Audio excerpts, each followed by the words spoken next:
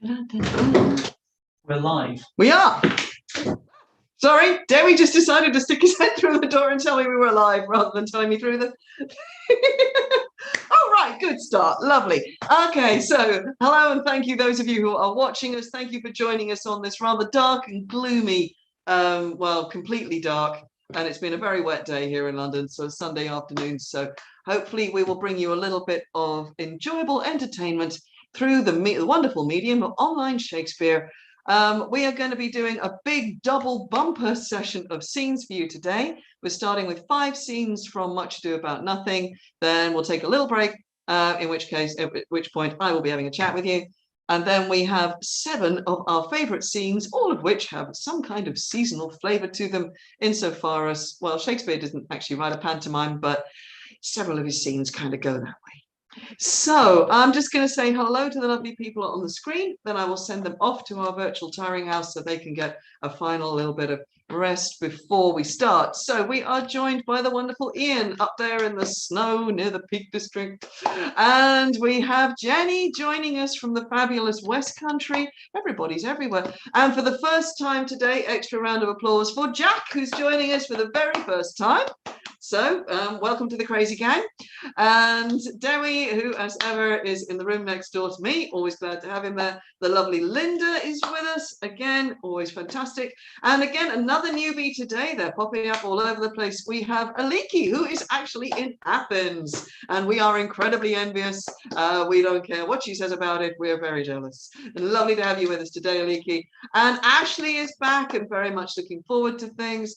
And we have, last but not least, we have Zarima, who is heroically joining us today, despite having a nasty sore throat. So she's sitting there. She promises me she's got hot drinks. She's taking care of her voice, and we're going to do everything we can to support her through. So, all right, you lovelies, off you go. Vanish off the screen, off to the virtual tiring house, and off they go one at a time. So just while they collect themselves, I will say my usual introductory pieces to you. And again, as ever, if you have seen one of these events before, you know what's coming.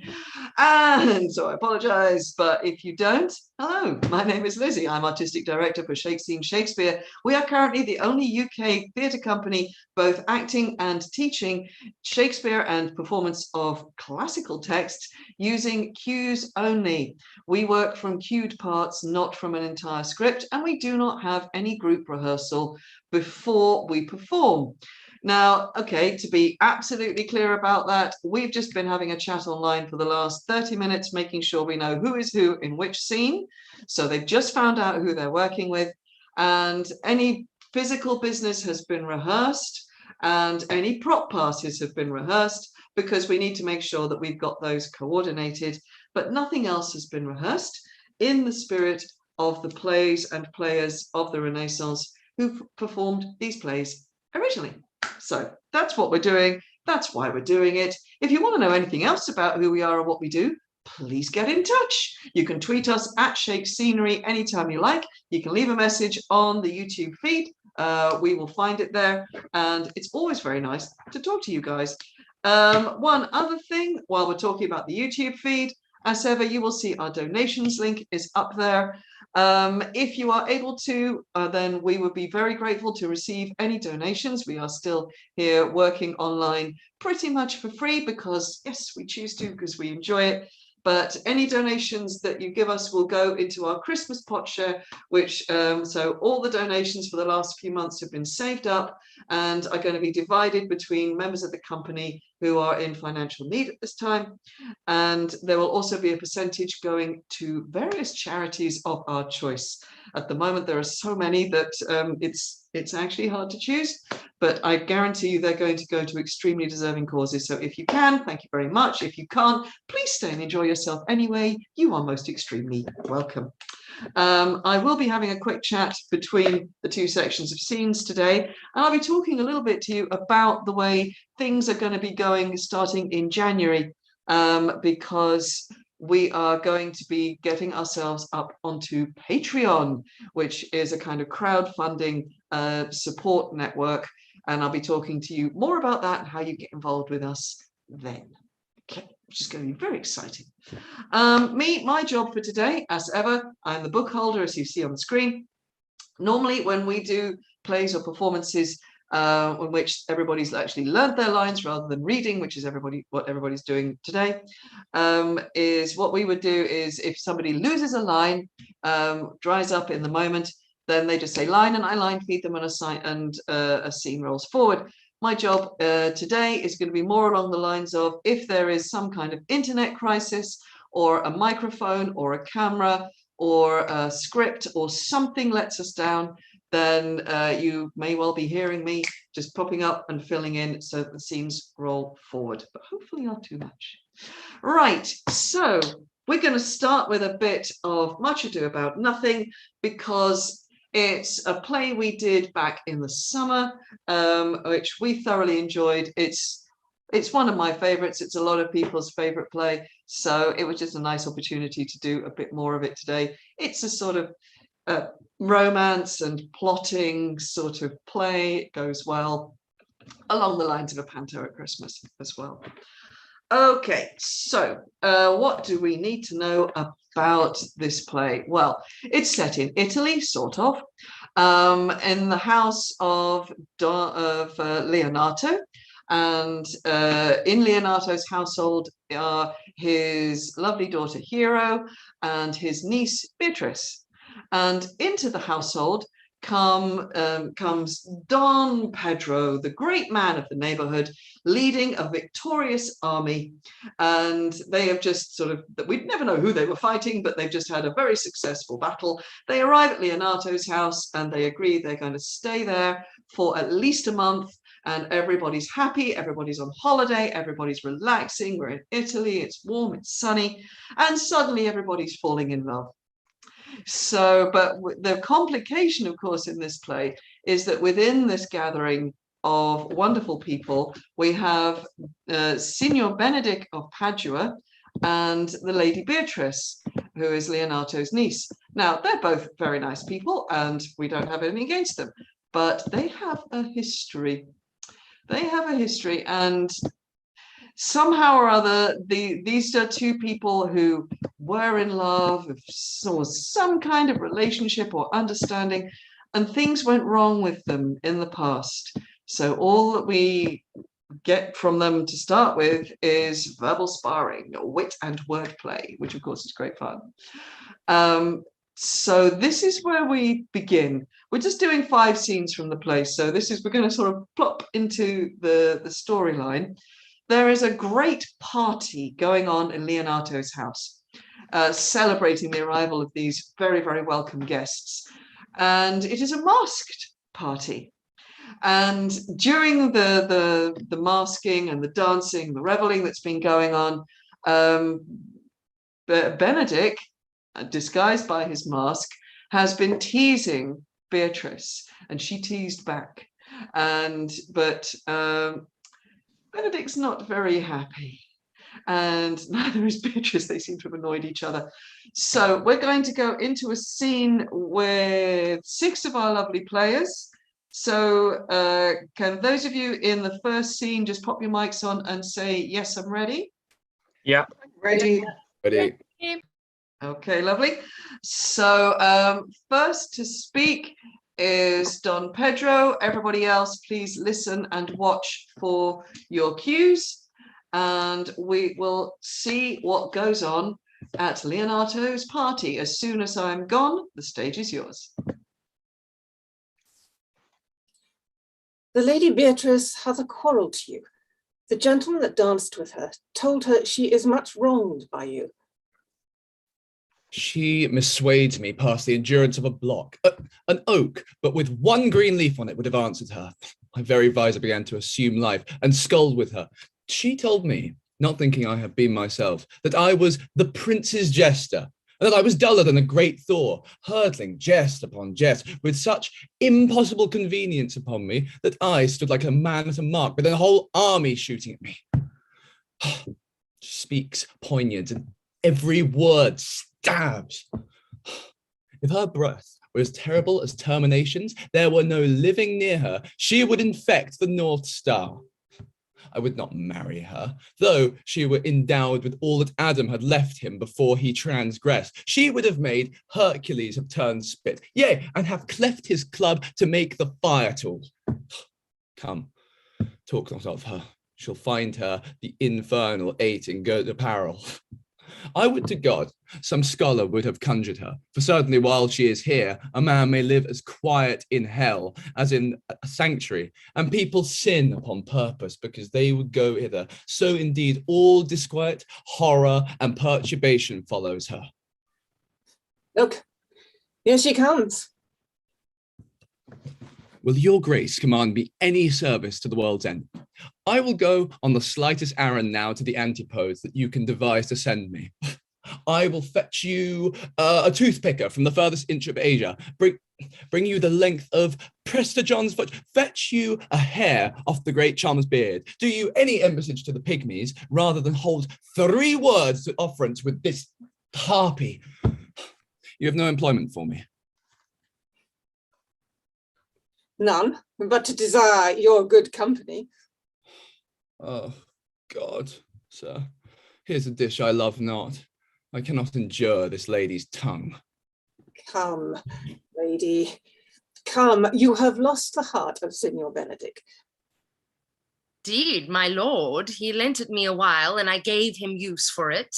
A double heart for a single one. Marry, once before he won it of me with false dice, therefore your grace may well say I have lost it. You have put him down, lady. You have put him down. No, I would not he should do me, my lord, lest I should prove the mother of fools. I have brought Count Claudio, whom you sent me to seek. Why, how now, Count? Wherefore are you sad? Not sad, my lord. The Count is neither sad, nor sick, nor merry, nor well, but civil, Count, civil as an orange, and something of a jealous complexion. In faith, lady, I think your blazon to be true. Oh, I'll be sworn, if he be so, his conceit is false. Here, Claudio, I have wooed in thy name, and fair hero is won. I have broke with her father, and his good will obtained. Name the day of marriage, and God give you joy. Count, take of me my daughter, and with her my fortunes. His grace hath made the match, and all grace say, amen to it. Speak, Count, 'tis your cue. Silence is the perfectest herald of joy. I were but little happy if I could say how much. Lady, as you are mine, I am yours. I give away myself for you and dote upon the exchange. Speak, cousin! Or if you cannot, stop his mouth with a kiss and let him not speak neither. In faith, lady, you have a merry heart. Yea, my lord, I thank it. Poor fool, it keeps on the windy side of care. My cousin tells him in his ear that he is in her heart. So she doth, cousin.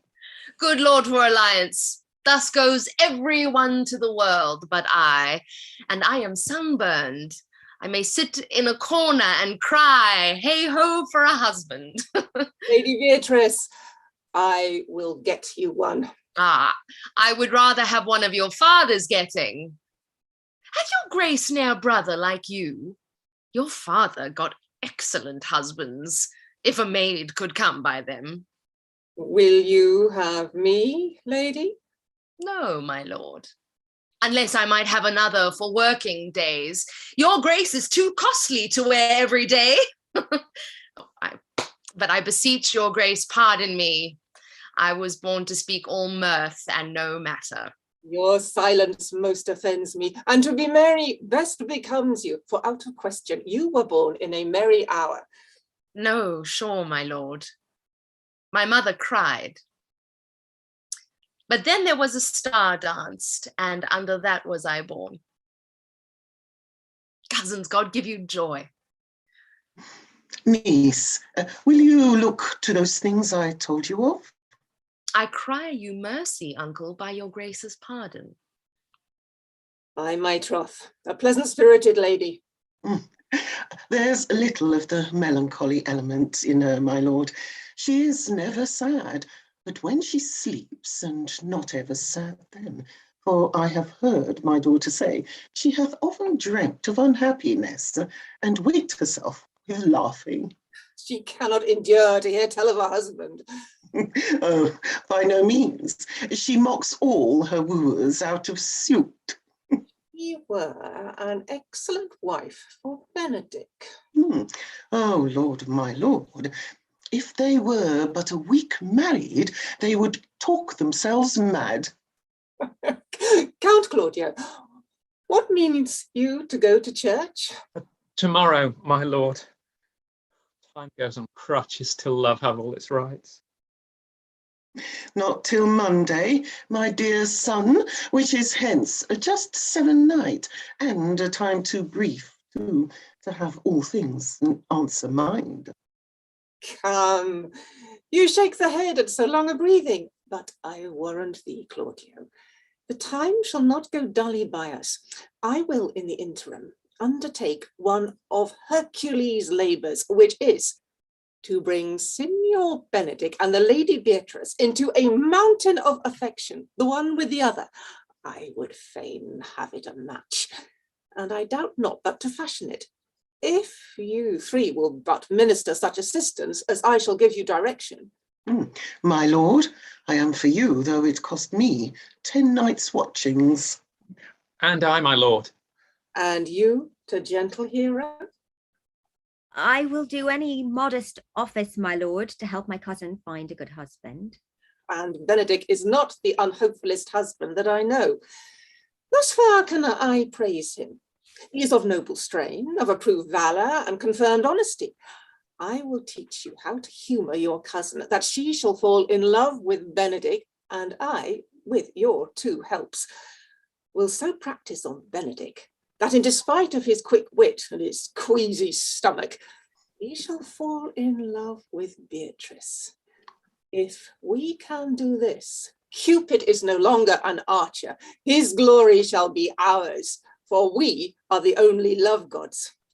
Go in with me, and I will tell you my drift. Very mysterious. Excellent. Thank you very much. A very good start to this afternoon. I'm just switching scripts on my screen if you wonder what I'm looking at. So let us hop on in our story. We've had a little intriguing plan suggested to us there by Don Pedro, considering, how on earth are they going to manage to trick Beatrice and Benedick into being back in love rather than being sparring partners? I wonder if it'll work.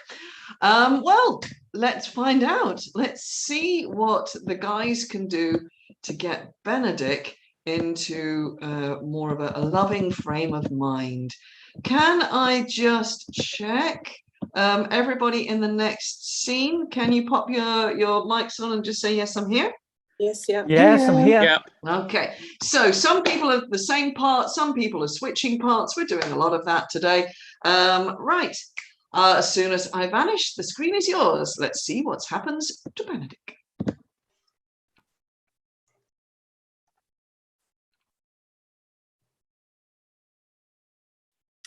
I do much wonder that one man, seeing how much another man is a fool when he dedicates his behaviours to love, will, after he hath laughed at such shallow follies in others, become the argument of his own scorn by falling in love. And such a man is Claudio. I have known when there was no music with him but the drum and the fife. And now had he rather hear the tabor and the pipe. I have known when he would have walked 10 mile afoot to see a good armour, and now will he lie 10 nights awake, carving the fashion of a new doublet. He was wont to speak plain and to the purpose, like an honest man and a soldier, and now he is turned orthography. His words are a very fantastical banquet. Just so many strange dishes.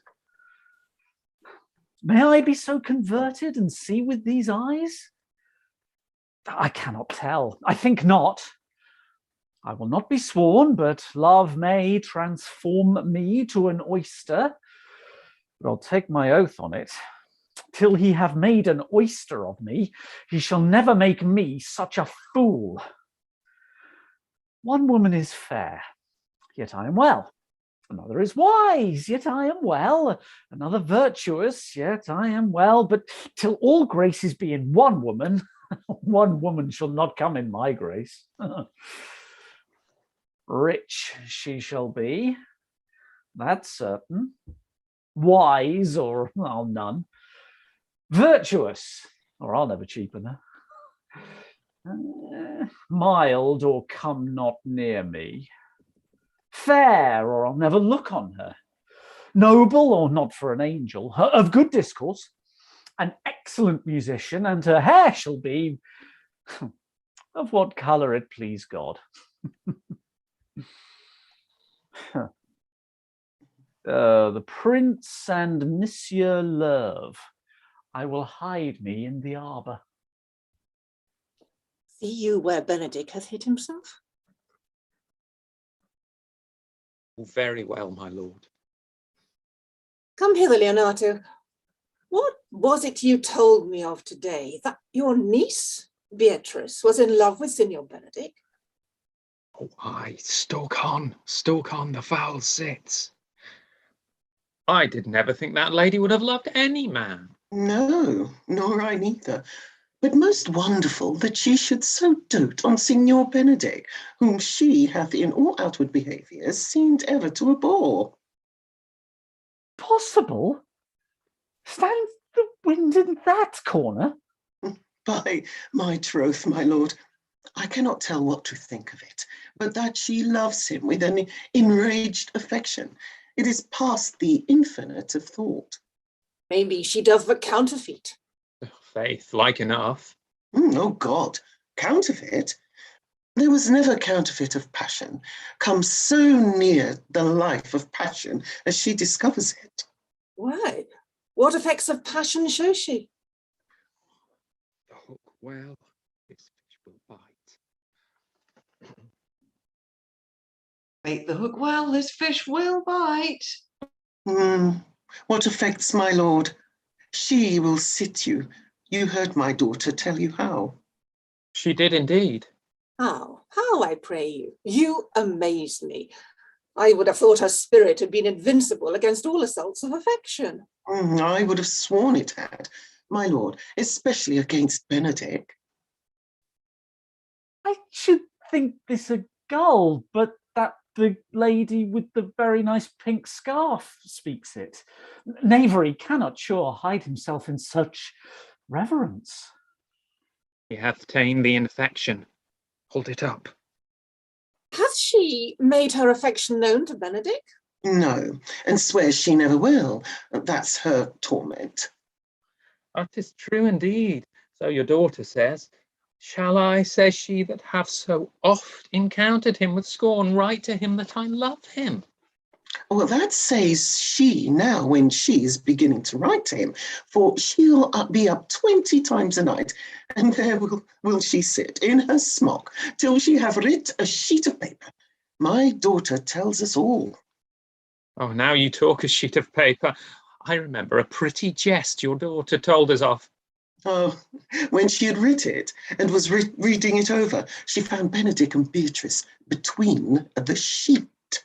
That. Oh, she tore the letter into 1,000 halfpence, railed at herself that she should be so immodest to write to one that she knew would flout her. I measure him, says she, by my own spirit, for I should flout him if he writ to me. Yea, though I love him, I should. Then down on her knees she falls, weeps, sobs, beats her heart, tears her hair, Praise, curses, O sweet Benedict, God give me patience. She doth indeed, my daughter says so. And the ecstasy hath so much overborne her that my daughter is sometime afeard she will do a desperate outrage to herself. It is very true.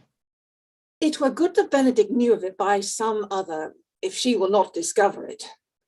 To what end? He would but make a sport of it and torment the poor lady worse. And he should, it were an arms to hang him. She's an excellent, sweet lady, and out of all suspicion, she is virtuous. And she is exceeding wise. In everything, but in loving Benedict. Oh, my lord, wisdom and blood combating in so tender a body. We have 10 proofs to 1 that blood hath the victory. I am sorry for her, as I have just cause, being her uncle and her guardian. I would she had bestowed this dotage on me. I would have doffed all other respects and made her half myself. I pray you, tell Benedict of it, and hear what he will say. Were it good, think you? Oh, Hero thinks surely she will die. For she says she will die if he love her not, and she will die ere she make her love known, and she will die if he woo her rather than she will bate one breath of her accustomed crossness. She doth well. If she could make tender of her love, 'tis very possible he'll scorn it, for the man, as you all know, hath a contemptible spirit. He is a very proper man. He hath indeed a good outward happiness. For God, and in my mind, very wise. He doth indeed show some sparks that are like wit. And I take him to be valiant. As Hector, I assure you, and in the managing of quarrels, you may see he is wise. For either he avoids them with great discretion, or undertakes them with a Christian-like fear. If he do fear God, must necessarily keep peace. If he break the peace, he ought to enter into a quarrel with fear and a trembling. And so will he do, for the man doth fear God, howsoever it seems not in him, by some large jests he will make. Well, I am sorry for your niece. Shall we go see Benedict and tell him of her love? Oh, never tell him, my lord. Let her wear it out with good counsel. Nay, that's impossible. She may wear her heart out first. Well, we will hear further of it by your daughter. Let it cool the while. I love Benedict well, and I could wish he would modestly examine himself to see how much he is unworthy to have so good a lady. My lord, will you walk? Dinner is ready. You do not dote upon her. Upon this I will never trust my expectation. Let there be the same net spread for her, and that must your daughter and her gentlewoman carry. The sport will be when they hold one an opinion of another's dotage, and no such matter. That's the scene that I would see, which will be merely a dumb show. Let us send her to call him into dinner.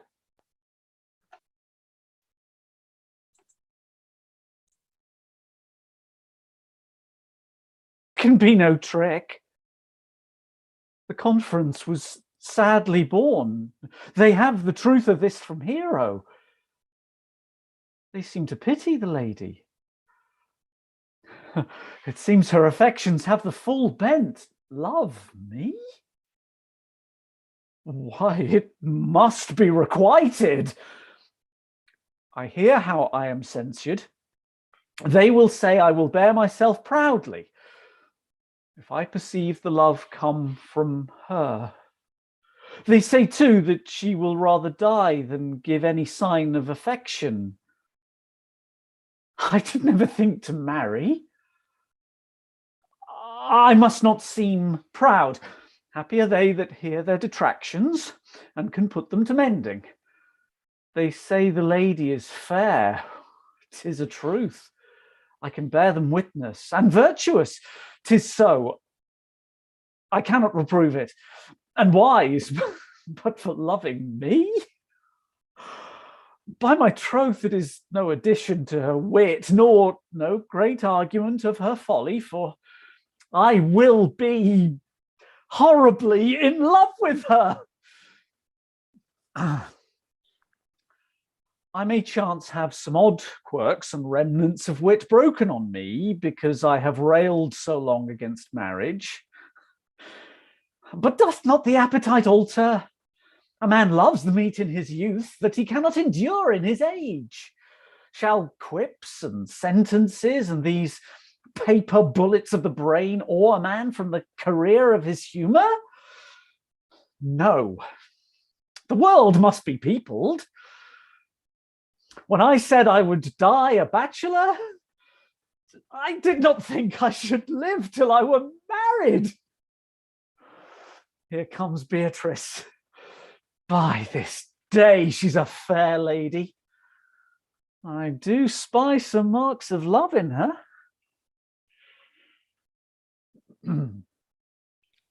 Against my will, I am sent to bid you come in to dinner.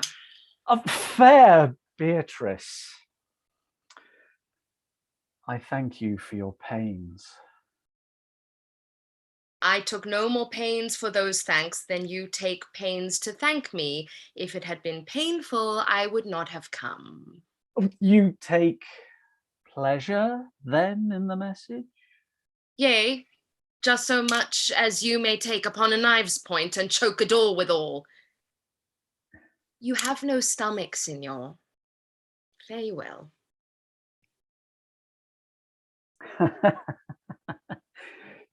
Against my will, I am sent to bid you come into dinner. Well, there's a double meaning in that. I took no more pains for those thanks than you took pains to thank me. That's as much as to say any pains that I take for you is as easy as thanks. If I do not take pity of her, I am a villain. If I do not love her, I am a fool. I will go get her picture. Yeah, you do that. Get her picture. Always seems like a funny thing for him to do. Well done, guys. That was a lot of fun. And extra kudos for the Christmas jumper there, Derek. Really enjoying that bit of festivity. Okay, so first part of the plan worked on Benedict. Let's see if the second part of the plan works on Beatrice. Can those of you in the next scene, our hero, Margaret and Ursula, can you just pop your mics off and tell me if you're ready? Ready. Ready? Ready? Okay. And Beatrice, if you will listen for your cue. And as ever, well, let's just see what happens with Beatrice. As soon as I'm gone, stage is yours.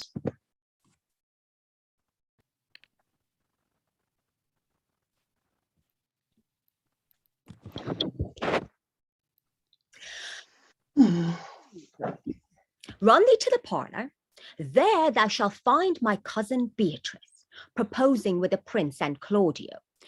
Whisper her ear and tell her that I and Ursula walk in the orchard, and our whole discourse is all of her. Say that thou overheardst us, and bid her to steal into the pleached bower, where honeysuckles ripened by the sun forbid the sun to enter. Like favourites, made proud by princes that advance their pride against that power that bred it, there will she hide her, to listen to our purpose. This is thy office. Bear thee well in it and leave us alone. I'll make her come, I warrant you, presently. Now, Ursula, when Beatrice doth come, as we do trace this alley up and down, our talk must only be of Benedick. When I do name him, let it be thy part to praise him more than ever man did merit. My talk to thee must be how Benedick is sick in love with Beatrice. Of this matter is little Cupid's crafty arrow made, that only wounds by hearsay. Now begin. For look where Beatrice, like a lapwing, runs close by the ground to hear our conference. The pleasantest angling is to see the fish cut with her golden oars the silver stream, and greedily devour the treacherous bait. So angle we for Beatrice, who even now is couched in the woodbine coverture. Fear you not my part in the dialogue.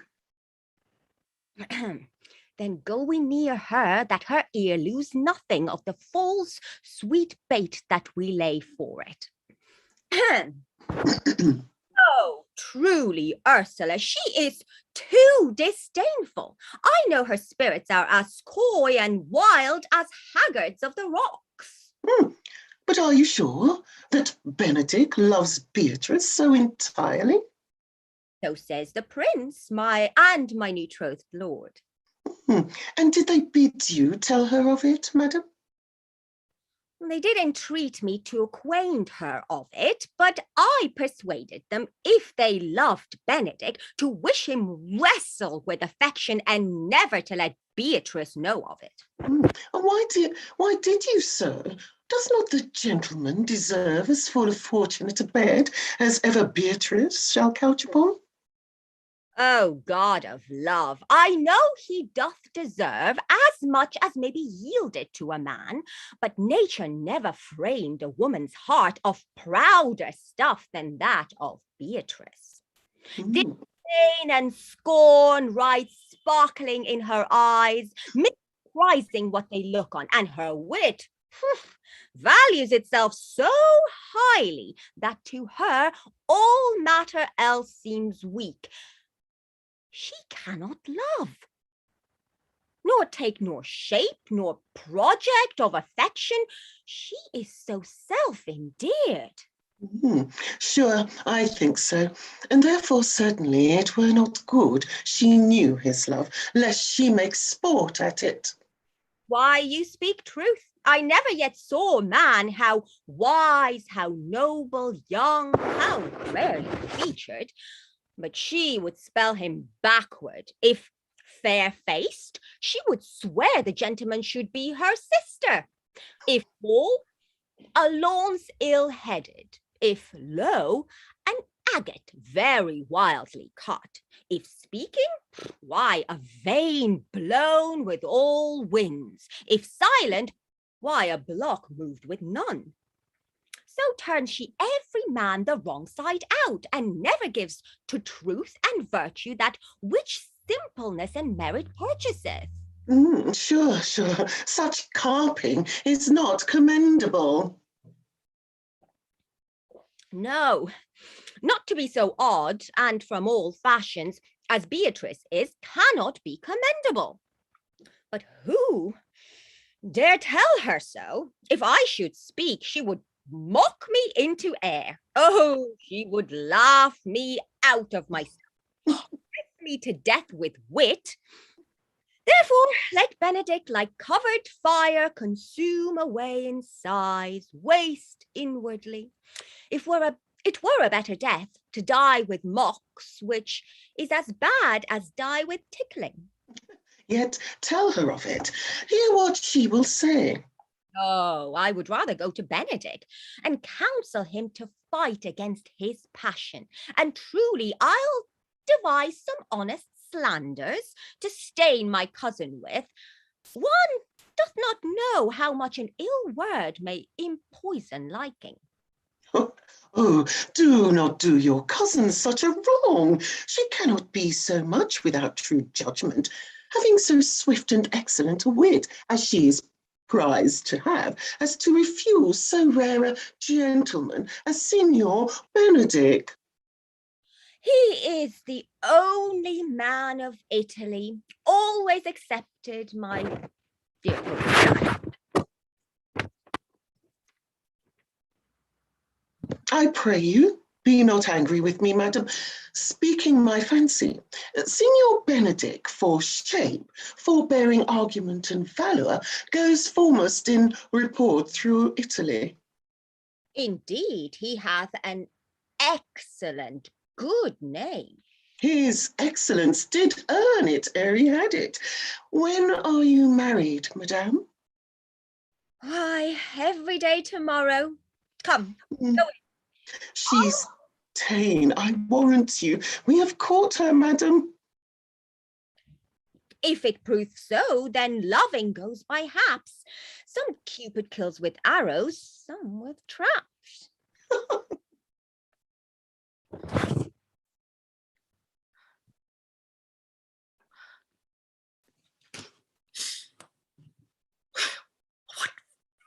Fire is in mine ears. Can this be true?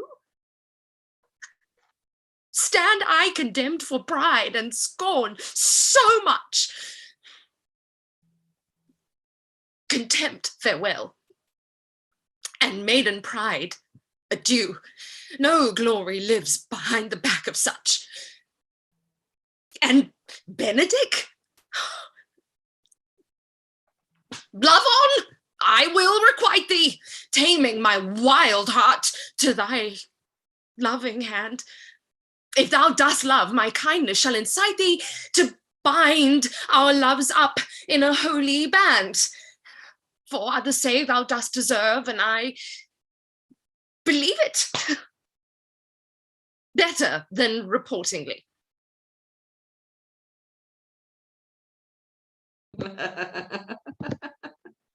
Sorry, that is one of my absolute favorite speeches. Well done, ladies. Well, the plot is going very well so far.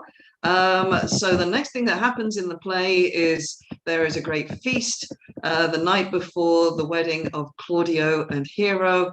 And we're going to join the ladies of the house again for one more scene before the wedding itself is due to take place. And we'll see how things are progressing with Lady Beatrice. Hero and Margaret and Ursula, because everybody is swapping roles again. Are you ready to begin? Ready. Hero, Margaret, Ursula. Lovely. And Beatrice, ready to come in? Just listen for your cue. Excellent. Right. Okay. So as soon as I'm gone, the stage is yours. Let's see what happens next.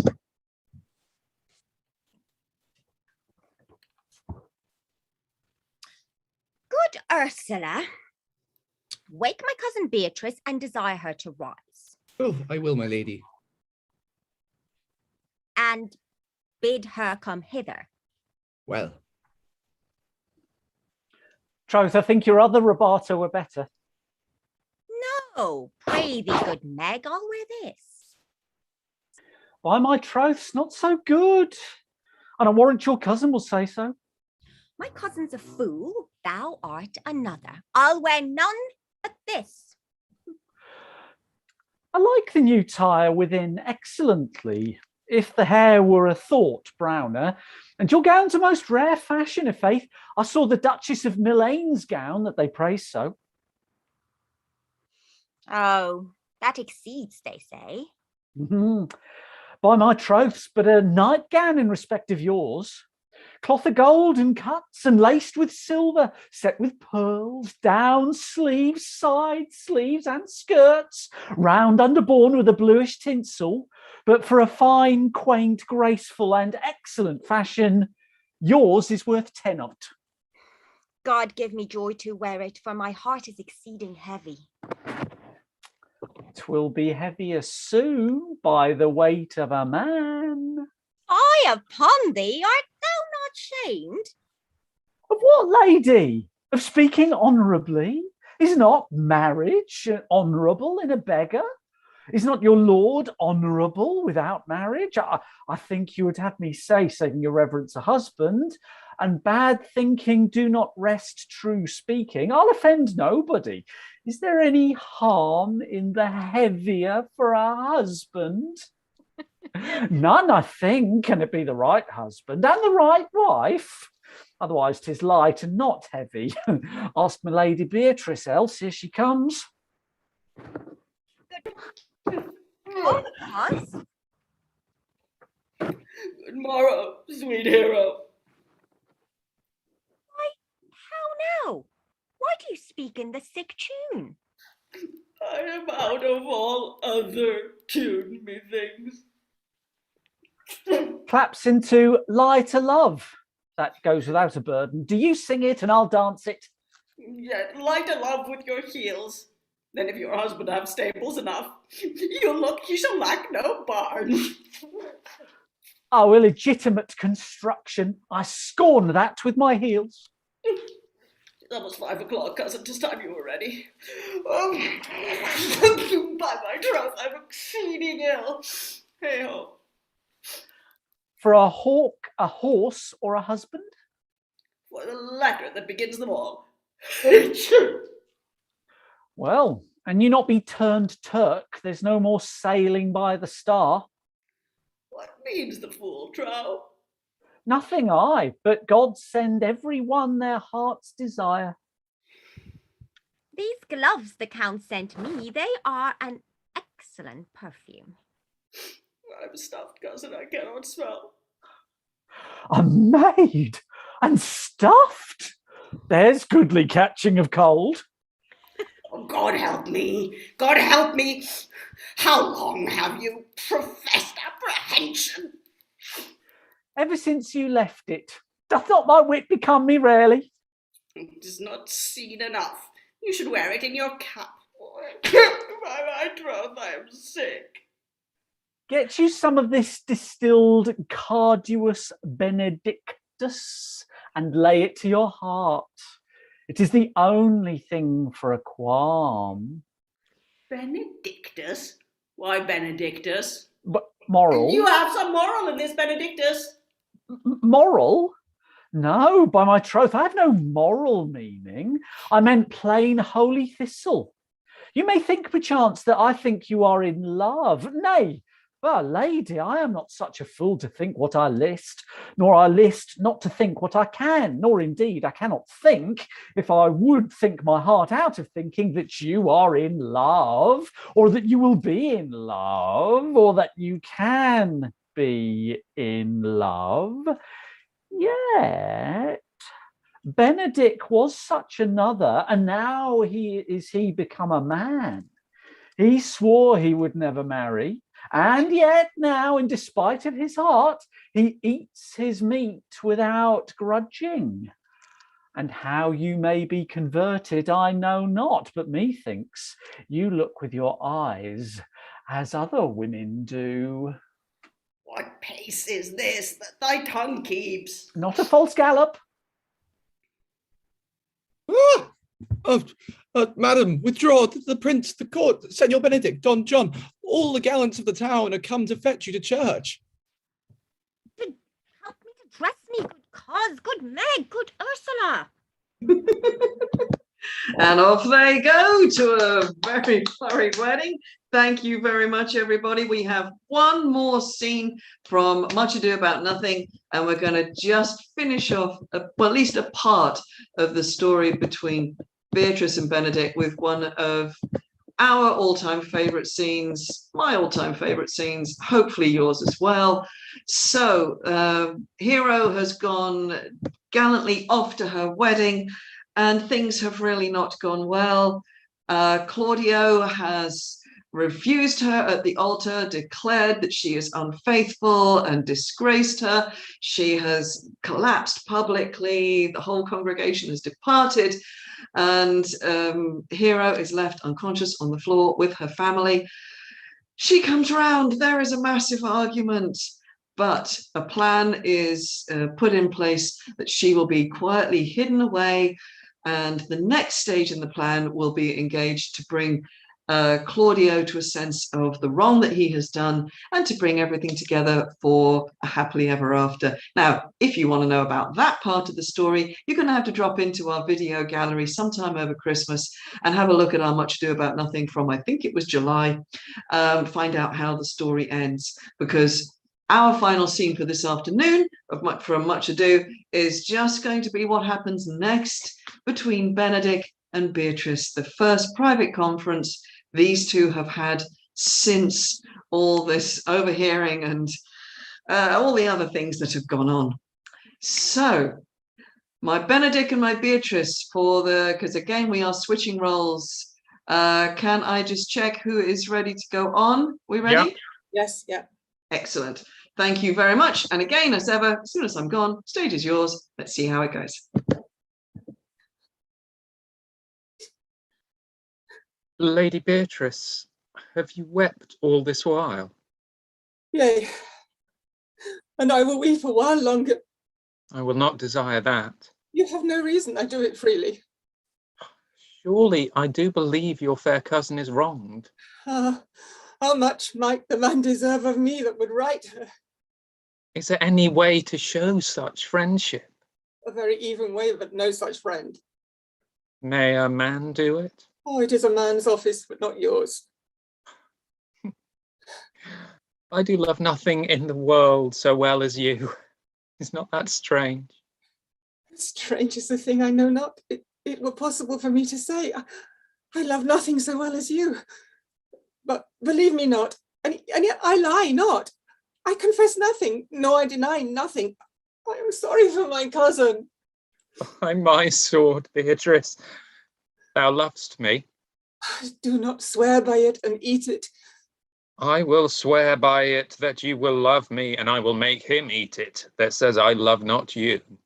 Will you not eat your word?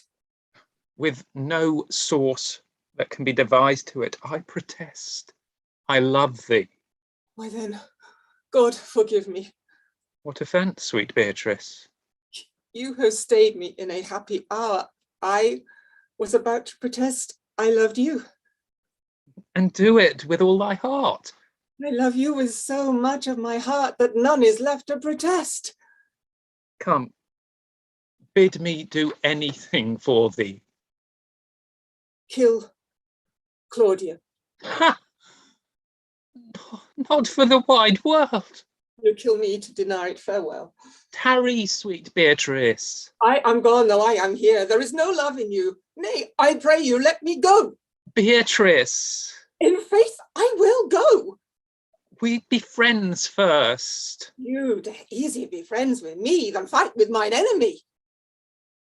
Is Claudio thine enemy? Is it not approved in the height of villain that has slandered, scorned, dishonoured my kinswoman? Oh, that I were a man! What? Bear her in hand until they come to take hands, and then with public accusation, uncovered slander, unmitigated rancour. Oh God, that I were a man! I would eat his heart in the marketplace. Hear me, Beatrice. Talk with a man out at a window, a proper saying. Nay, but Beatrice. Sweet hero, she is wronged, she is slandered, she is undone. Beatrice. Princes and countess, surely a princely testimony, a goodly count, confect, a sweet gallant, surely.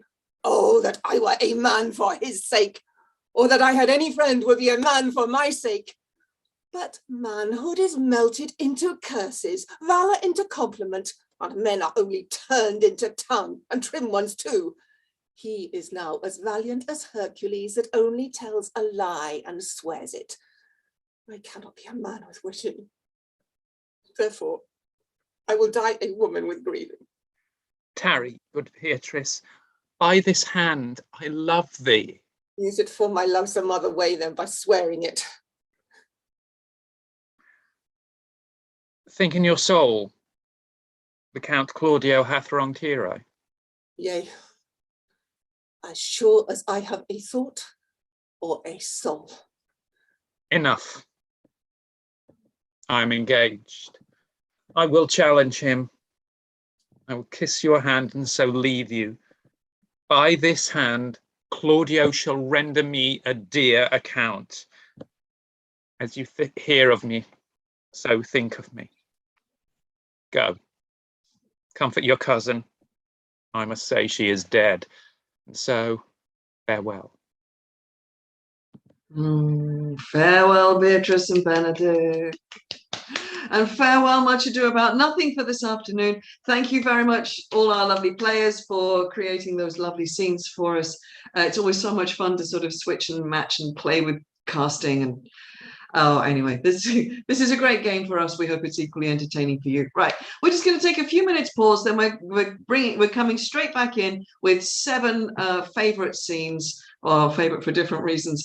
So please don't go away. We've got a bit of Romeo and Juliet. We've got some All's Well That Ends Well, Cymbeline, Merry Wives of Windsor, Taming of the Shrew, and that great comedy play, Henry IV Part 1, which we are going to be finishing off this afternoon with. So while everybody else grabs a quick breather, I just want to have a brief chat with those of you who are watching and just explain a little bit about, well, introduce what's going to be happening with our performances next year. So we are going to be keeping up with our pattern of performing live for you every second Sunday. So every 2 weeks, starting on the 9th of January next year, we are going to go right through the year as we have this year. And so there will always be either a play or scenes, or a play or scenes. There will always be something new going on. So that is going to stay the same. And our plan remains that we are basically going through the rest of the Shakespeare sort of standard set canon, if you like. And pretty much by the end of next year, if we go according to plan, we're going to be one play short. So please stick with us, because there's a lot going on next year. The thing that's going to change is that we will be introducing an online ticketing thing, because basically the people that are performing, I would love to be able to pay them, because they work very hard, they do wonderful stuff, and then it's, you know, people are working. The right thing to do is to pay them, so rather than doing the donations thing. So there will be we're keeping the prices nice and low, and again there'll be lots of information about this coming out over the next few weeks between now and Christmas. But if you would like to not pay for an individual performance, then what you can do, once we've set it up, is to join our Patreon. And if you're not familiar with Patreon, it's basically a crowdfunding platform where people donate so much a month and for as long as they choose. And depending on how much they donate, you get a certain amount of gift, benefit, or access to us. So, but we're setting it up along the lines of a virtual playhouse from the Renaissance. So if you were going to see a play in Shakespeare's time, you would pay 1 penny to stand in the yard. You'd pay another penny to go into the first gallery, and another one to the second, another one to the third. Then there were the more luxurious Lord's rooms, which were just sort of to the side or behind the stage, because people can't agree about that. And then the very best seats, but pretty much only available at the indoor playhouses, were what were known as the gallant stools, where the fabulously dressed courtiers would sit on the stage and have the very best view and access to everything that was going on. So basically, you pay. We're going to be setting up our first paywall. I believe is going to be £5 a month. That gets you into the yard. Then it'll be £10 a month. That gets you into the virtual gallery. And each one of the layers will get you an extra level of access to us, to what we do, to our cast, to our gallery, to our online performances, and all sorts of stuff. So it's going to be a very interesting year. It's a brand new step for us. So very much looking forward to taking you guys along with us in our new adventure. So hoping that that's going to be a really great part of next year and the years to come. So to get ready for our final 7 scenes, just to drop a little word in your ear out there, and those of you who are performing as well, there is a little aspect of this work which you may or may not have noticed, which is the repeated cue, which is one of my absolute favorite things. And can be a delight, it can be a bit of a terror. So, because one of the things that happens with the work that we do is sometimes, because the actors will only see 2 or 3 words before they speak, before they know they have to speak. And sometimes, pretty thoroughly, deliberately, a cue comes more than once. We've actually had it happen a few times already in our scenes today. So I'm just saying to everybody out there, just watch out for them, because they could be coming to get you. And, you know, all you got to do is keep listening, listen for your cue. Anytime you hear your cue, at least try and say your line. That's pretty much the game from our point of view. Right, so our first scene is from Romeo and Juliet, and is the scene before the Capulets' ball, when Lady Capulet comes to have a chat with her daughter Juliet. But she needs Juliet's nurse to find Juliet for her. So I'm not going to spoil the story with anything else. Can I just check? Capulet's wife and nurse, are we ready to go on? Just trying to check on the screen. Ready. Ready? Are we ready? Ready? Yes, ready. Excellent. If those of you who haven't, can you please just check that you've named yourself the right characters? so that I don't get confused and I know who's playing All what. right, yeah, give me a moment. I'll rename. If you can't, then I will sort it out for you, so don't worry. Okay. Right, so I am going to vanish and let the scene commence. Okay.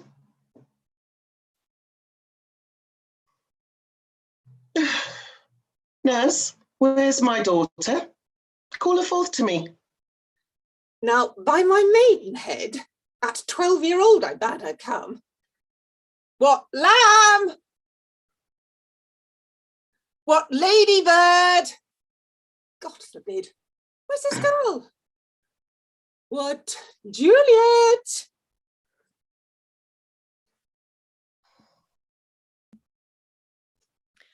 How now? Who calls? Your mother. Madam, I am here. What is your will? This is the matter. Nurse, give me leave a while. We must talk in secret. Nurse, come back again. I have remembered me. Thou's hear our counsel. Thou knowest my daughters of a pretty age. Faith, I can tell her age unto an hour. She's not 14. I'll lay 14 of my teeth, and yet to my teen be it spoken, I have but 4. She's not 14. How long is it now to Lammas tide? A fortnight and odd days. Even or odd. Of all the days in the year, come Lammas eve at night, shall she be 14. Susan and she, God rest all Christian souls, were of an age. Well, Susan is with God. She was too good for me. But as I said, on Lammas eve at night shall she be 14, that she shall marry. I remember it well.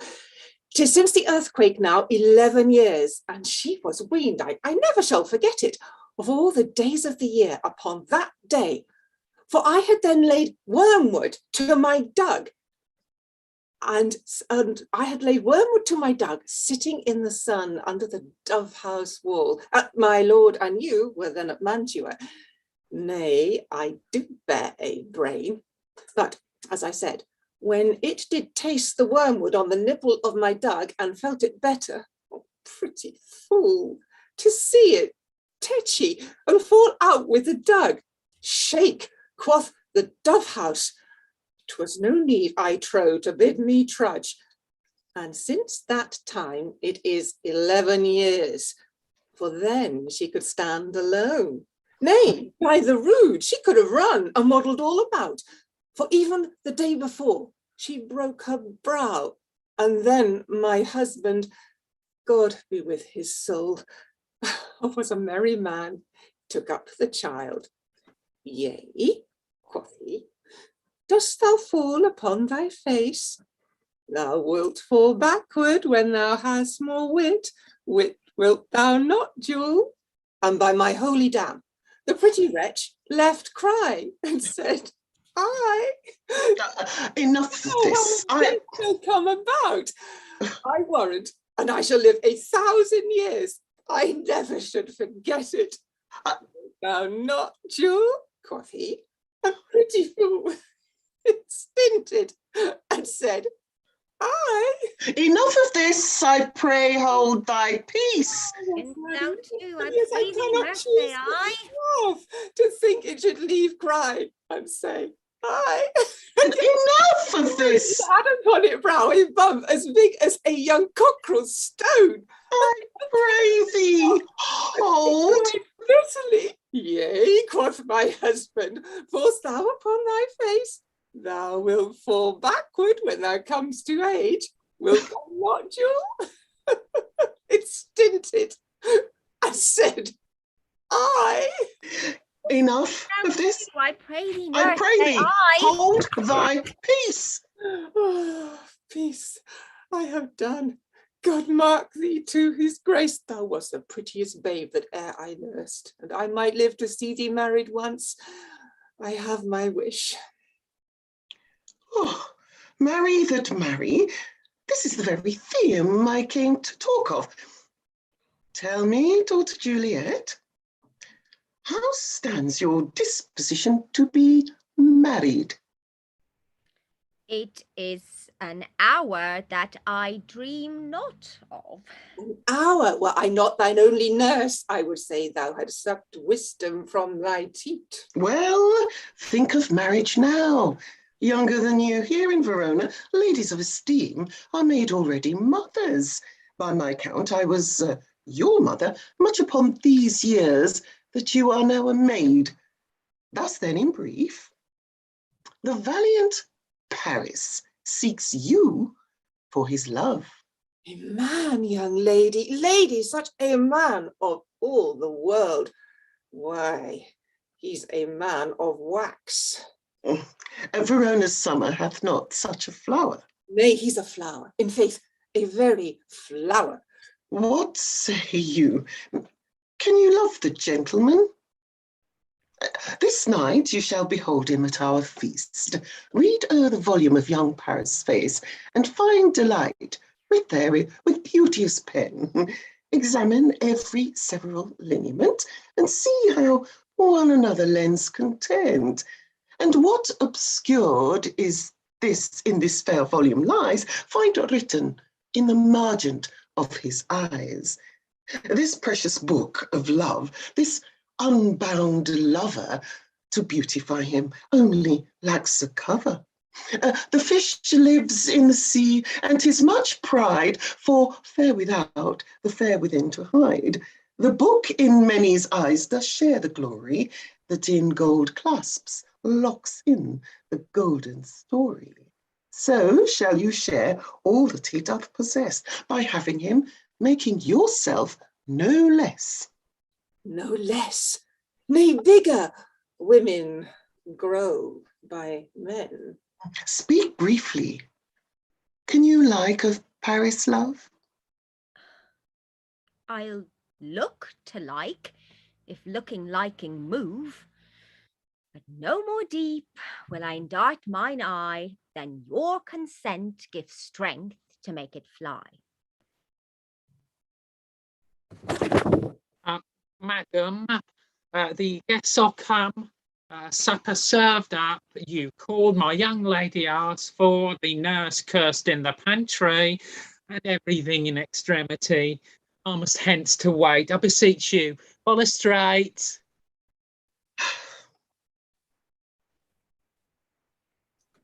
We follow thee, Juliet, the county stays. Go, girlie, seek happy nights to happy days. Well done, ladies. Well done, well done, well done. Okay, who noticed the repeated cue? That is one of the most infamous ones that we've come across. Dear Nurse, when she tells her story, actually cues Juliet and Lady Capulet, I think it's 5 times. So, and yet the scene works perfectly. And anyway, it's just about my favorite thing about this technique. But never mind for that for today. So, next scene, we are sticking with Romeo and Juliet. We have a different Juliet and a different nurse.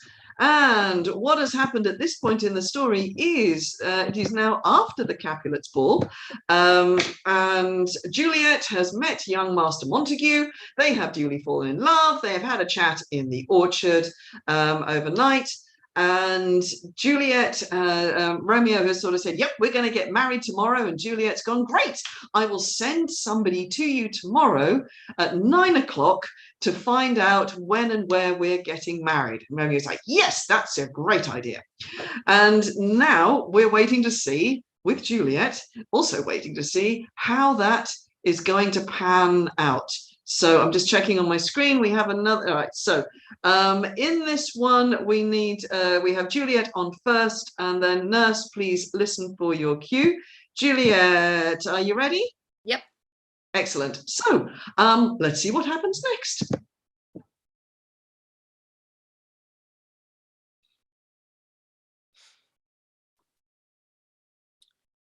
The clock struck 9 when I did send the nurse. In half an hour she promised to return. Perchance she cannot meet him. That's not so. Oh, she is lame. Love's herald should be thoughts, which 10 times faster glides than the sun's beams, driving back shadows over lowering hills. Therefore do nimble pinioned doves draw love, and therefore hath the wind's swift Cupid wings. Now is the sun upon the highmost hill of this day's journey, and from 9 to 12 is 3 long hours, yet she is not come. Had she affections and warm, youthful blood, she would be as swift in motion as a ball. My words would bandy her to my sweet love, and his to me. But old folks, many fain as they were dead, unwieldy, slow, heavy, and pale as lead. Oh God, she comes! Oh, honey nurse, what news? Hast thou met with him? Send thy man away. Peter, stay at the gates. Now, good sweet nurse. Oh Lord, why look'st thou sad? Though news be sad, yet tell them merrily. If good, thou shamest the music of sweet news by playing it to me with so sour a face. Oh, I am weary. Give me leave a while. Oh, fie, how my bones ache. What a jaunt have I had. I would thou hadst my bones and I thy news. Nay, come, I pray thee, speak. Good nurse, speak. Oh, jeez, you, what haste. Give me leave a while. Oh, can you not stay a while? Do you not see that I am out of breath? How art thou out of breath, when thou hast breath to say to me that thou art out of breath? The excuse that thou dost make in this delay is longer than the tale thou dost excuse.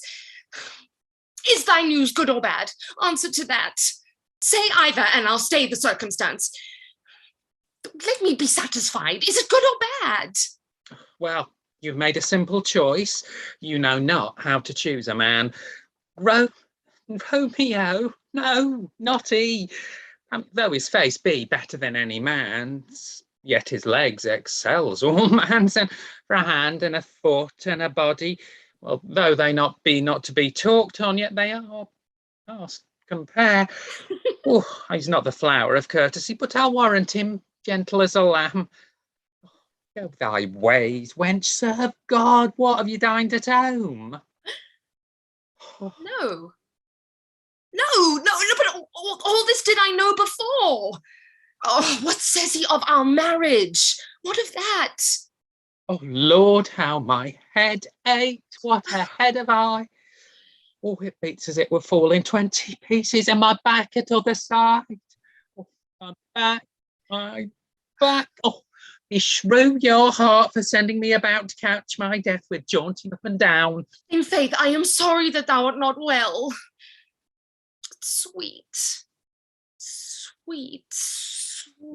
nurse, tell me, what says my love? Your love says, like an honest gentleman, and a courteous and a kind, and a handsome, and I warrant a virtuous. Where is your mother? Where is my mother? Why, she is within. Where should she be? How oddly thou repliest. Your love says like an honest gentleman. Where is your mother? Oh, God's lady dear, are you so hot? Mary, come up, I trow. Is this the poultice for my aching bones? Henceforward, do your messages yourself. Oh, here's such a coil. Come, what says Romeo? Have you leave to go to Shrift today? I have. Then hie you hence to Friar Lawrence cell. There stays a husband that to make you a wife. Oh, now comes a wanton blood up in your cheeks. They'll be scarlet straight at any news. Hie you to church. I must another way to fetch a ladder by the which your love must climb a bird's nest soon when it is dark. Oh, I'm the drudge and toil in your delight, but you shall bear the burden soon at night. Go, Out to dinner, guide you to the cell. Hi, Fortune. Oh, honest nurse, farewell. And off she goes to a very beautiful, happy ending. Oh, we can but dream. Romeo and Juliet will be one of the plays we do in full form next year. So please stick with us. I think it's August we're going to be doing that one. So do stick around, see how that story works out. Right, moving straight on, we're doing a little bit of All's Well That Ends Well, one of the plays which on the whole slightly less known, and another one we haven't done yet, but we're doing it next year. So All's Well That Ends Well. Right, just checking the scene. So what do we need to know in order that we can sort of get a grip on this scene? Well, there is a young lady called Helen whose father was a local doctor. He was very much respected by his patron, the Earl and Countess of Roussillon. Now, the doctor has sadly recently died, as has the Earl Roussillon, leaving his wife, the Countess, with their son Bertram, and everybody being deeply sort of grieved at the loss of these two great gentlemen. Bertram has also now left home. He has had to go to Paris to become a ward of the king, but until he comes of age now with the death of his father. So this is a very sad and kind of depleted household that we are going to go and visit now. Within this, the Countess has noticed that young Helen is she's really not sort of picking herself up. She seems to be very upset, and because she is concerned, she calls Helen to come and speak with her and see if she can find out what is wrong. So can I just check with our Countess and our Helen? Are we ready? Yes. We have a Helena. Yes. And Countess Aliki is ready over there in Athens. Wonderful. Right. As soon as I'm gone, let's see if we can find out what's wrong with Helen. Even so was it with me when I was young. If ever we are nature's, these are ours. This thorn doth to our rose of youth rightly belong, our blood to us. This to our blood is born. It is the show and seal of nature's truth, where love's strong passion is impressed in youth by our remembrance of days foregone. Such were our faults, or then we thought them none. Her eyes sickened, I observe her now. What is your pleasure, madam? You know, Helen, I am a mother to you. Mine own mistress? Nay, a mother.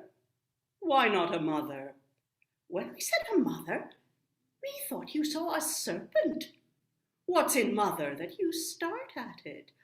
I say, I am your mother, and put you in the catalogue of those that were enwombed mine. 'Tis often seen adoption strives with nature, and choice breeds a native slip to us from foreign seeds. You ne'er oppressed me with a mother's groan, yet I express to you a mother's care. God's mercy, maiden, does it curd thy blood to say I am thy mother? What's the matter that this distempered messenger of wet, the many-coloured iris round thine eye? Why, that you are my daughter. That I am not. I say I am your mother. Pardon, madam. The Count Roussillon cannot be my brother. Nor I. I am from humble, he from honoured name. No note upon my parents, his all noble. My master, my dear lord he is, and I, his servant lie, and will his vassal die. He must not be my brother. Nor I your mother. You are my mother, madam, would you were, so that my lord, your son, were not my brother. Indeed, my mother, or were you both our mothers, I care no more for than I do for heaven. So I were not his sister, can't no other, but I your daughter, he must be my brother.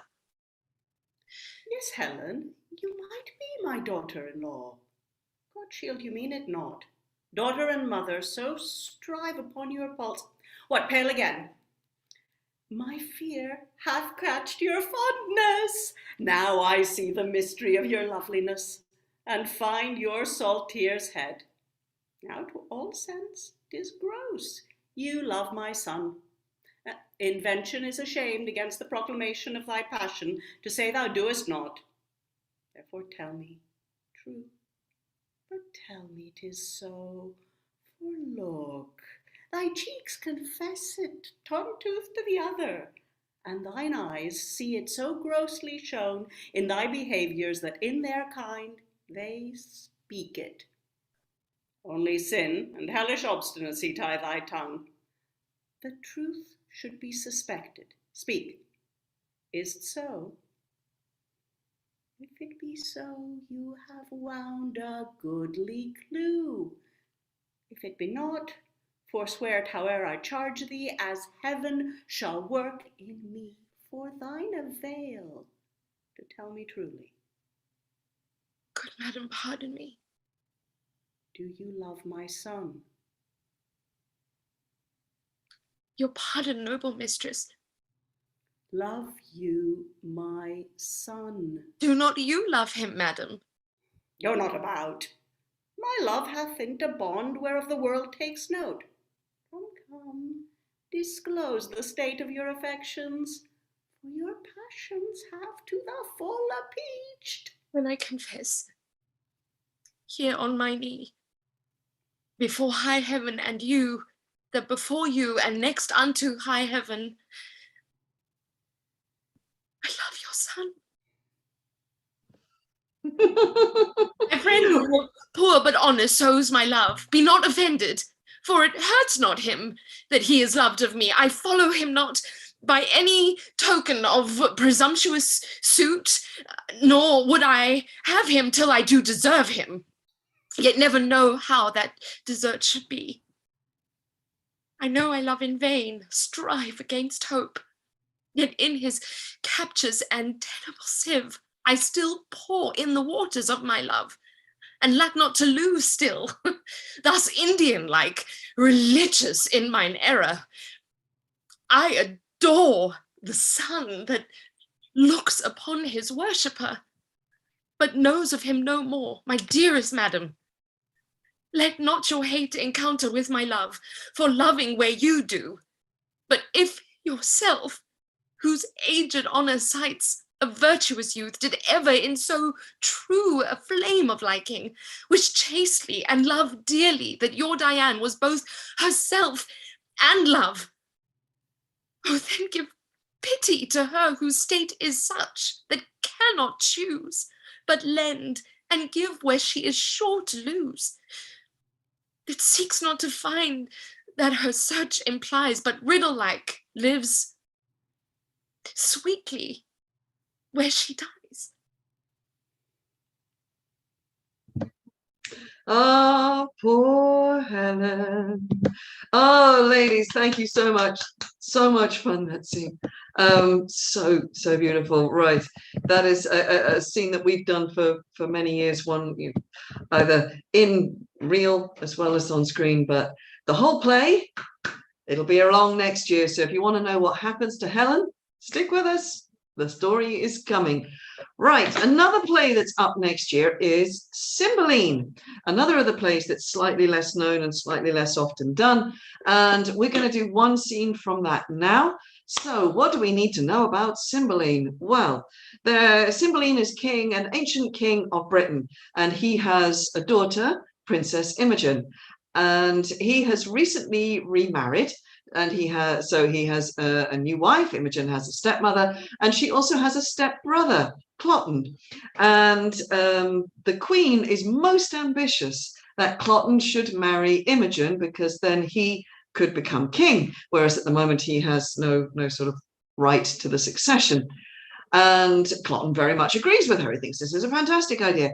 There is one tiny problem in that Imogen is already married. All right, she's married without her father's permission, and she's married a young man of comparatively low social status, but someone that she's known since childhood, someone who's been a part of the family household for, well, many years.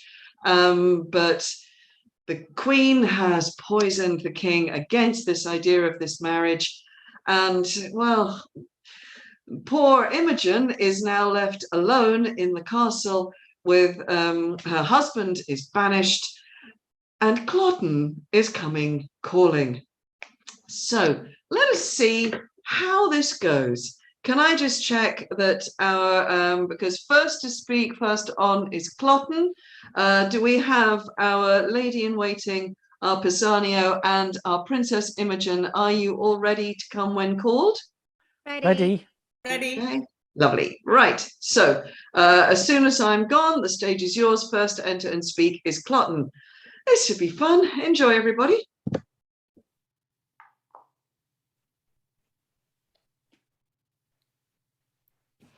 If she be up, I'll speak with her.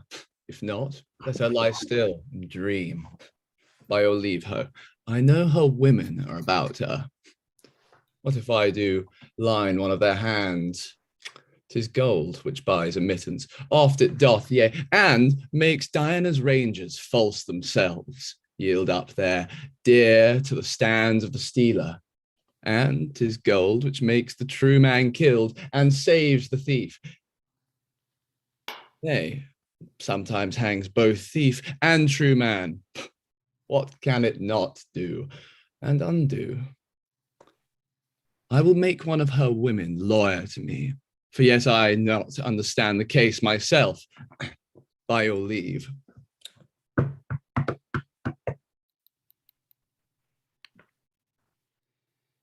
Who's there that knocks?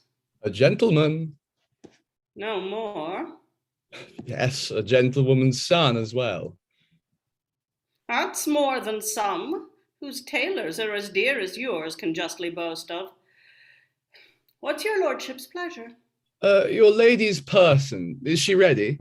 Aye, to keep her chamber. Ah, there's gold for you. Sell me your good report. How? My good name? Or to report of you what I shall think is good? The princess. Good morrow, fairest sister, your sweet hand.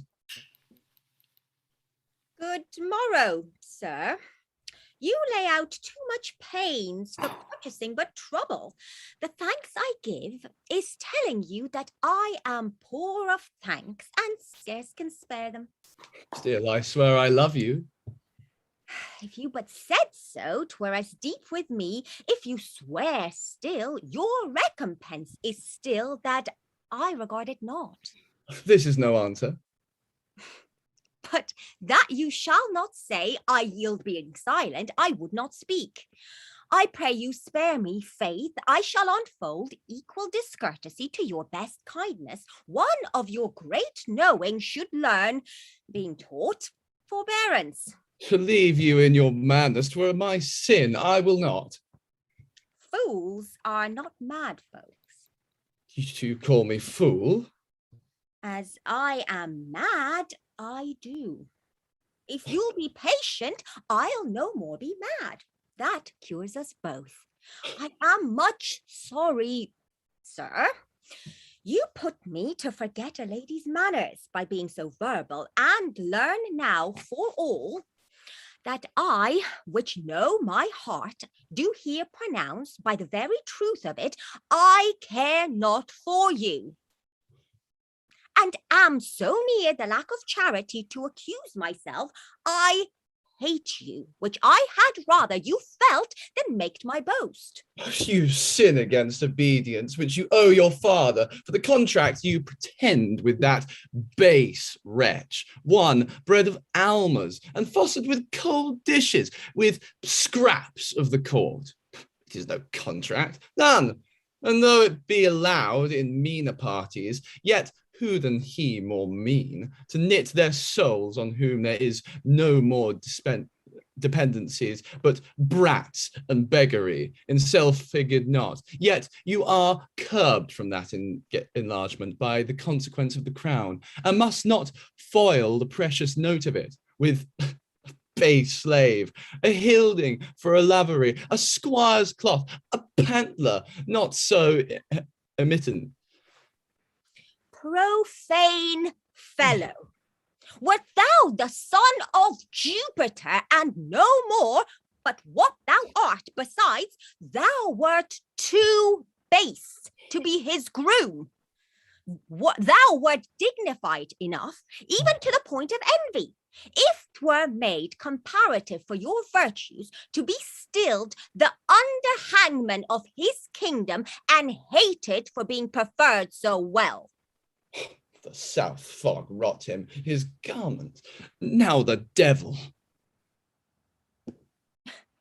He never can meet more mischance than come to be but named of thee. His meanest garment that ever hath but clipped his body is dearer in my respect than all the heirs above thee.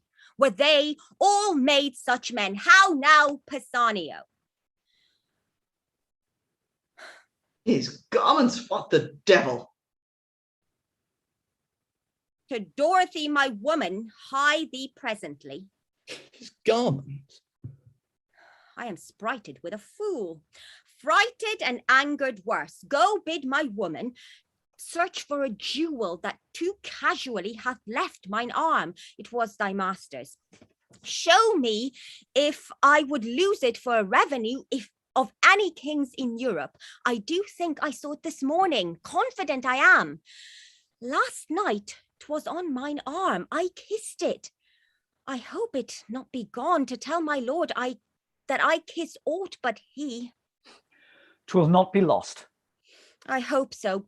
Go and search. You have abused me, his meanest garment. I said so, sir. If you will make an action, call witness to it. I will inform your father. Your mother too. She is my good lady and will conceive, I hope, to the worst of me. So I leave you, sir, to the worst of discontent. I'll be revenged. His meanest garment. Well.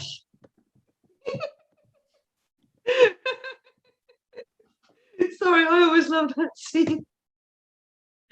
I will inform your father and your mother too. I mean, the thing about Shakespeare is it's so highbrow and all these things. And yes, anyway, thank you very much, both of you. Congratulations for an excellent scene. Zarima, your voice has lasted us proud. And well done, Jack. First round. Right, we've still got 1, 2, 3 scenes to go, so don't go anywhere. Let's rock on over to Windsor, shall we? And drop in on our favorite housewives. So, Merry Wives of Windsor, again, a play we did earlier this year. This particular scene is a favorite of ours. You may have seen it in our repertoire every so often. We couldn't finish the year without doing it again. So, Mistress Page and Mistress Ford are the Merry Wives, as in the title, Merry Wives of Windsor. They live very quiet, ordinary, kind of suburban lives. And then one day, something quite unusual happens to them. Mistress Page and Mistress Ford, are you ready? Yes. Yes. Excellent. So, Mistress Page, you are on first. Mistress Ford, please listen for your cue.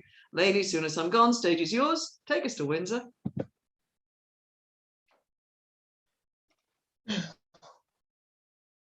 What? Have escaped love letters in the holiday time of my beauty, and am I now a subject for them? Let me see. Ask me no reason why I love you, for though love use reason for his precision, he admits him not for his counsellor. You are not young.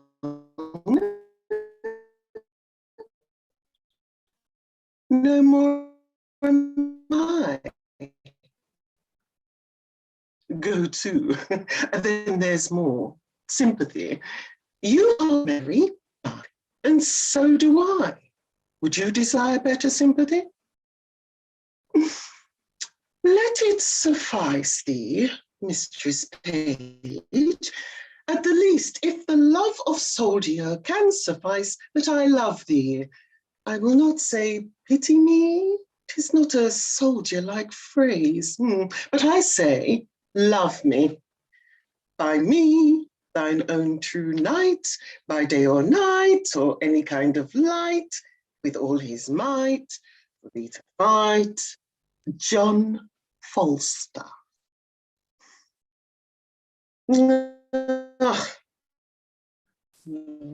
Wicked, wicked world, one that is well nigh worn to pieces with age, to show himself Flemish drunkard, picked with the devil's name out of my conversation, that he dares in this manner assay me. Why, he hath not been thrice in my company. What should I say to him? Why he exhibit a bill in Parliament for the putting down of men? How shall I be revenged on him? For revenged I will be, as sure as his guts are made of puddings. Oh, Mistress Page, trust me, I was going to your house. Yes, and trust me, I was coming to you. You look very ill. Nay, I'll ne'er believe that. I have to show to the contrary. Well, faith, but you do in my mind. Well, I do then. Yet I say I could show you to the contrary. Oh, Mistress Page, give me some counsel. What's the matter, woman? Oh, woman, if it were not for one trifling respect, I could come to such honour. Hang the trifle, woman. Take the honour. What is it? Dispense with trifles. What is it? If I would go but to hell for an eternal moment or so, I could be knighted. What? Thou liest, Sir Alice Ford? Oh, we burn daylight. Here, read. Read. Perceive how I might be knighted. I shall think the worse of fat men. His words do no more adhere and keep place together than the 100 psalms to the tune of Greensleeves. What tempest I trow through this whale, with so many tons of oil in his belly, ashore at Windsor. How shall I be revenged on him? I think the best way were to entertain him with hope, till the wicked fire of lust have melted him in his own grease. Did you ever hear the like? Letter for letter, but that the name of Page and Ford differs. To thy great comfort in this mystery of ill opinions, here's the twin brother of thy letter, but let thine inherit first, for I protest mine never shall. I warrant he hath 1,000 of those letters, writ in blank pace, 4 different names. Sure, more. I had rather be a giantess and lie under Mount Pelion. Well, I will find you 20 lascivious turtles ere one chaste man.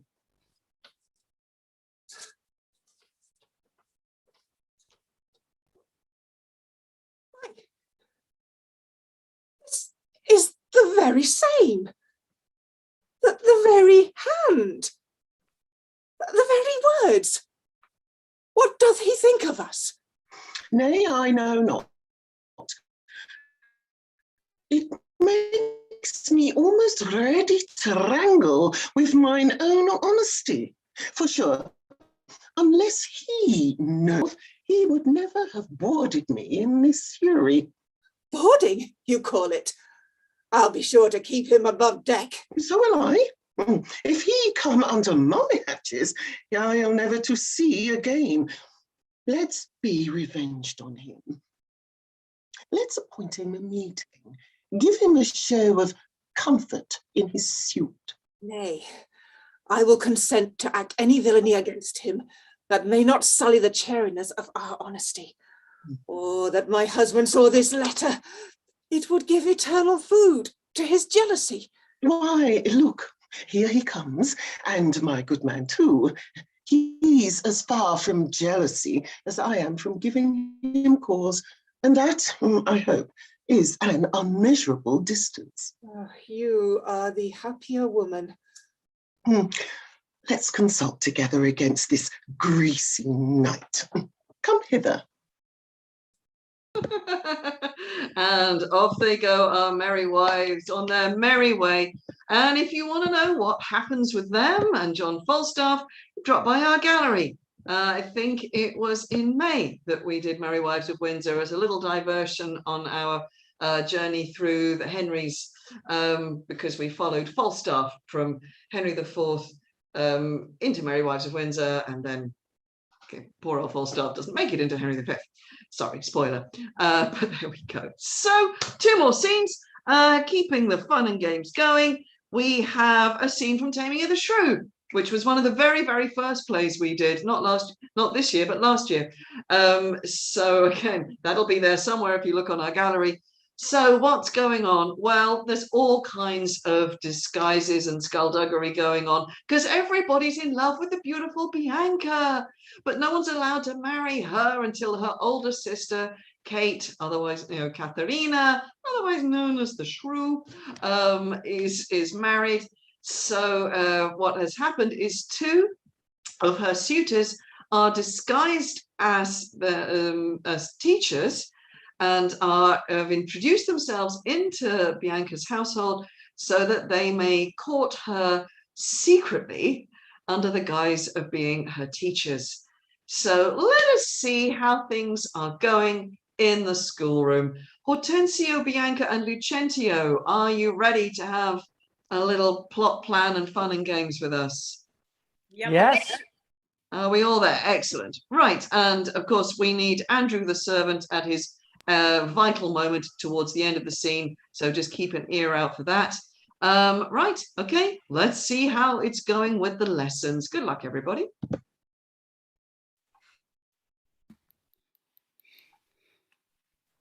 Fiddler, forbear. You grow too forward, sir. Have you so soon forgot the entertainment her sister Catherine welcomed you withal? But, wrangling pedant, this is the patroness of heavenly harmony. Then give me leave to have prerogative, and when in music we have spent an hour, your lecture shall have leisure for as much. Preposterous ass that never read so far to know the cause why music was ordained. Was it not to refresh the mind of man after his studies or his usual pain? Then give me leave to read philosophy, and while I pause, serve in your harmony. Sirrah, I will not bear these braves of thine. Why, gentlemen, you do me double wrong to strive for that which resteth in my choice. I am no breaching scholar in the schools. I'll not be tied to hours nor appointed times, but learn my lessons as I please myself. And to cut all strife, here sit we down. Take you your instrument, play you the whiles. His lecture will be done ere you have tuned. You'll leave his lecture when I am in tune. That will be never. Tune your instrument. Where left we last? Here, madam. Hic ibat Simois.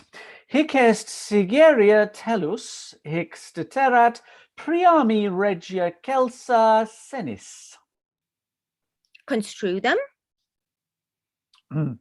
Hic ibat, as I told you before, Simois, I am Lucentio, hic est, son unto Vincentio of Pisa, Sigeria tellus, disguised thus to get your love. Hic steterat, and that Lucentio comes a-wooing. Priami is my man Tranio.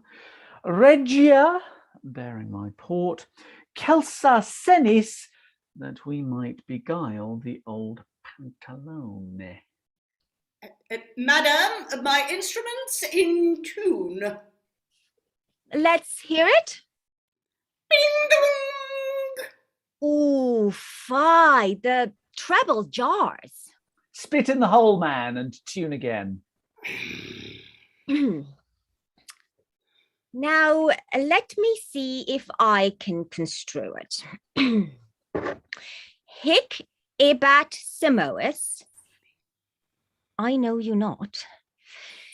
Hic est sigeria tellus. I trust you not. Hic staterat priami. Take heed, he hear us not. Regia presume not. Celsa senis. Despair not.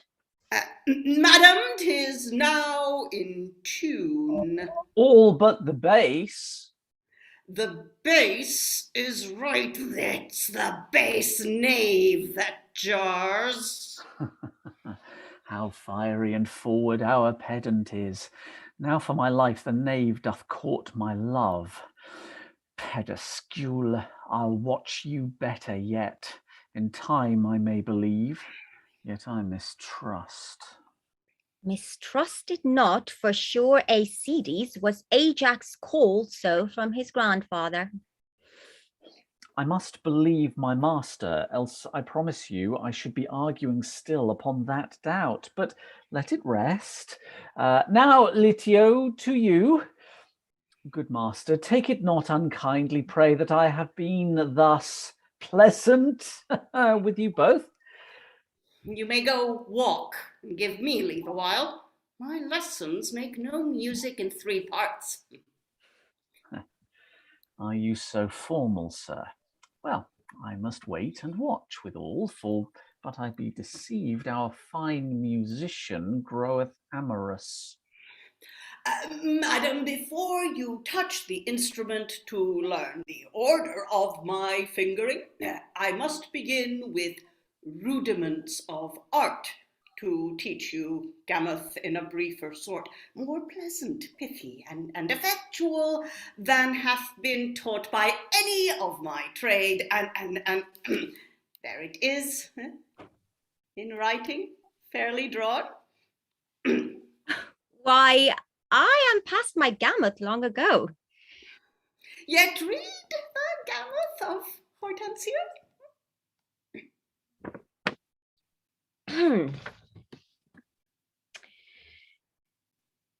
Gammoth I am, the ground of all accord. Are to plead Hortensio's passion.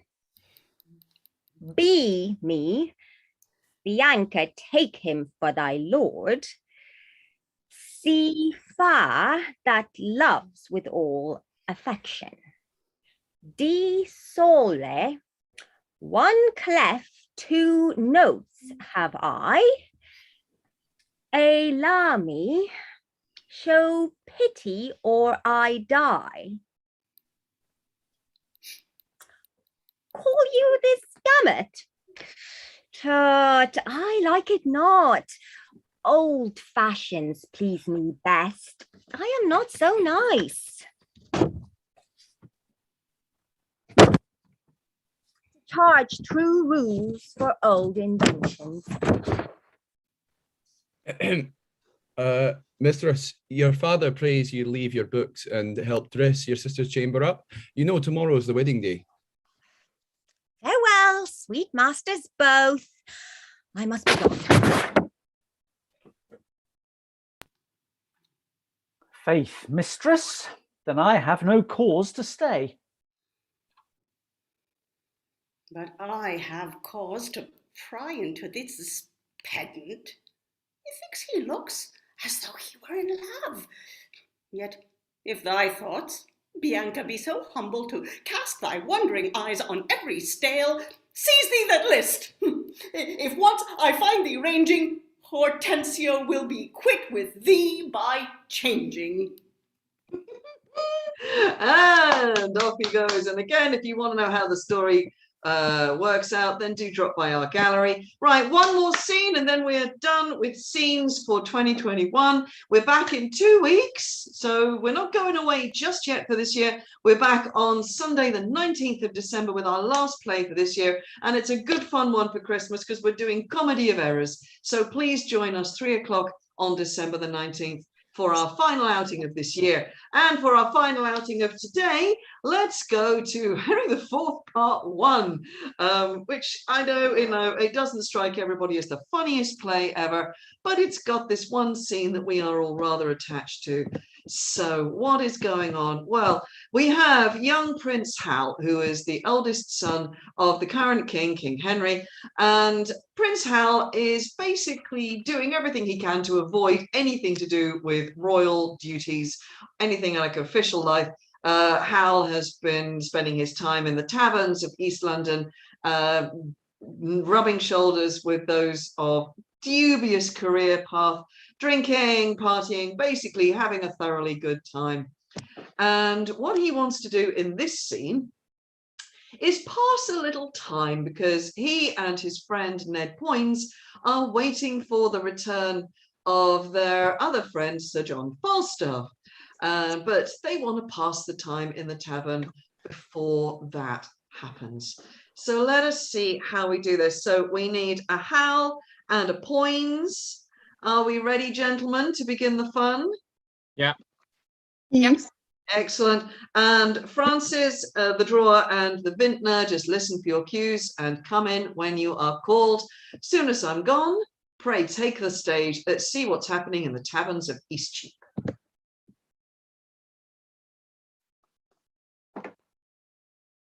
Ned! Ned, prithee, come out of that fat room and lend me thy hand to laugh a little.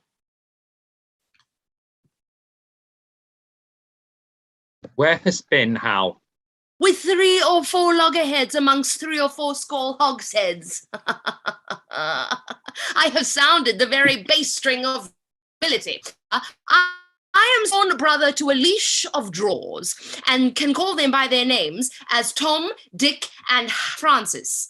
They take it already upon their confidence that though I be but Prince of Wales, yet I am the king of courtesy, telling me flatly that I am no proud jack like Falstaff, but a Corinthian, a lad of mettle, a good boy. And when I am king of England, I shall command all the good lads in Eastcheap. They call drinking deep dying scarlet. And when you breathe in your watering, then they cry hem and bid you play it off. To conclude, I am so good a proficient in 1/4 of an hour that I can drink with any tinker in his own language during my life. I tell thee, Ned, thou hast lost much honour that thou wert not with me in this action. But, sweet Ned, to sweeten which name of Ned, I give thee this pennyworth of sugar, clapped even now into my hand by an underskinker, one that never spake other English in his life, then 8 shillings and 6pence, and you're welcome with this shrill edition. And non, sir, score a pint of bastard in the half moon. Yeah, or so. But Ned, to drive away time till Falstaff come, I prithee, do thou stand in some by-room while I question my puny drawer to what end he gave me the sugar, and do never leave calling Francis, that his tale to me may be nothing but anon. Step aside, and I'll show thee a precedent.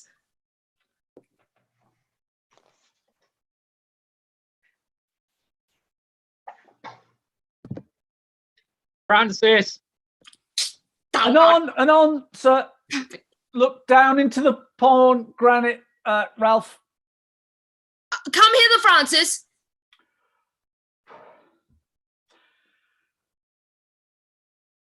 My lord? How long hast thou to serve, Francis? Forsooth, 5 years, and as much as to Francis!